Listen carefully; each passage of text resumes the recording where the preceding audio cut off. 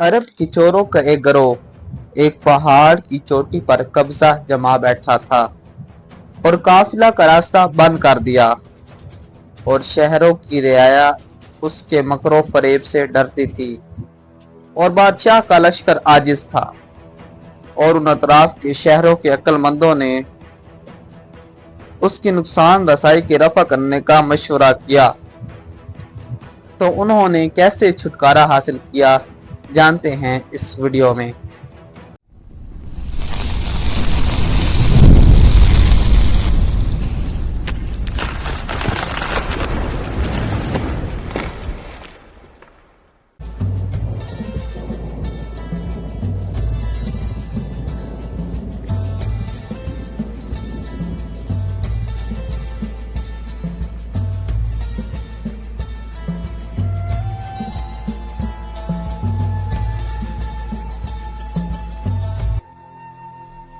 अस्सलामु अलैकुम वरहमतुल्लाहि वबरकातुहू। उम्मीद करता हूँ तमाम अहबाब खैरियत से होंगे।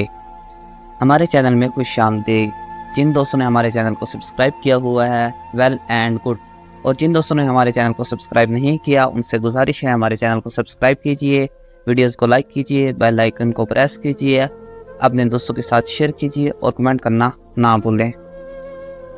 हज़रत शेख शादी शिराजी रहमतुल्लाहि तआला अलैह आप एक हक़ायक़ नकल करते हैं कि अरब के चोरों का एक गिरोह एक पहाड़ की चोटी पर कब्जा जमा बैठा था और काफिला का रास्ता बंद कर दिया था और शहरों की रियाया उसके मकरो फरेब से डरती थी और बादशाह का लश्कर आजिज था, चूँकि उसने एक पहाड़ की चोटी पर महफूज जाए पनाह बना ली थी और उसको अपना ठिकाना और पनाह गाह बना लिया था। उन अतराफ के शहरों के अक्लमंदों ने उसकी नुकसान रसाई की रफा करने का मशवरा किया कि अगर ये गिरोह इसी तरह हम पर चंद दिन जमा रहेगा तो फिर मुकाबला करना नामुमकिन हो जाएगा।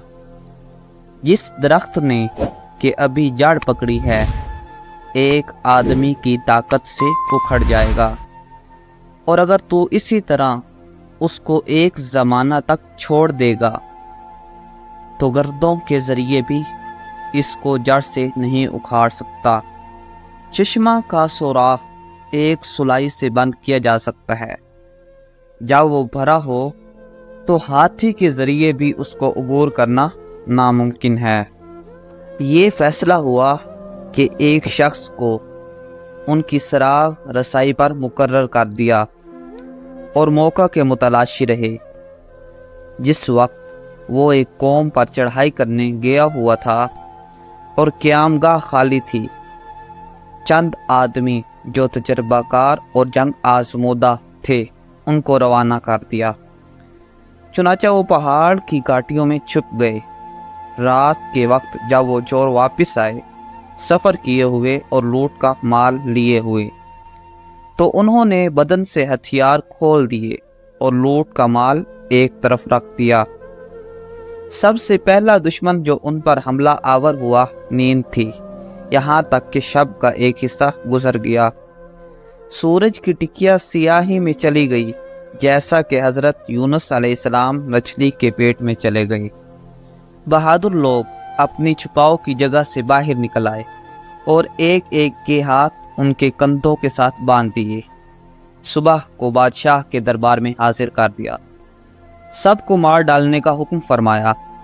इत्तफाकन उनमें एक नौजवान भी था कि उसकी आगाज़े जवानी का मेवा ताज़ा था और उसके रुखसार के बाग का सब्ज़ा नया नया उगा था।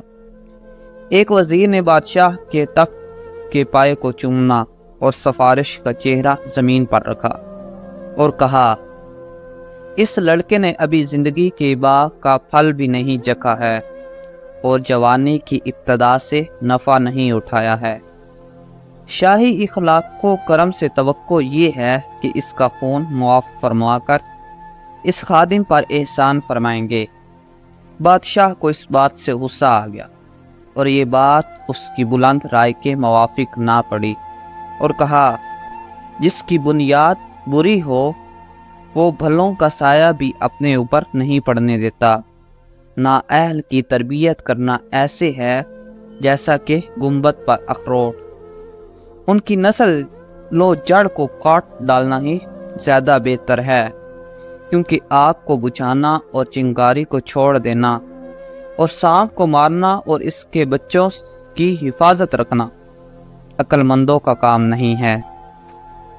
وزیر نے یہ بات سنی اور چاروں ناچار پسند کی اور بادشاہ کی رائے کی خوبی کی تعریف کی اور کہا، جو کچھ بادشاہ دام ملکہ نے فرمایا بالکل صحیح ہے اور بات ناقابل انکار، اس لیے کہ اگر ان بڑوں کی صحبت میں پلتا تو ان کی فطرت اختیار کرتا اور ان میں ہی ان کا ایک ہوتا، لیکن غلام کو امید ہے کہ نیکوں کی صحبت کا اثر قبول کر لے گا اور عقل مندوں کی عادت اختیار کر لے گا، اس لیے کہ ابھی بچہ ہے اور اس قوم کی سرکشی اور دشمنی کی عادت نے اس کی طبیعت میں جڑ نہیں پکڑی۔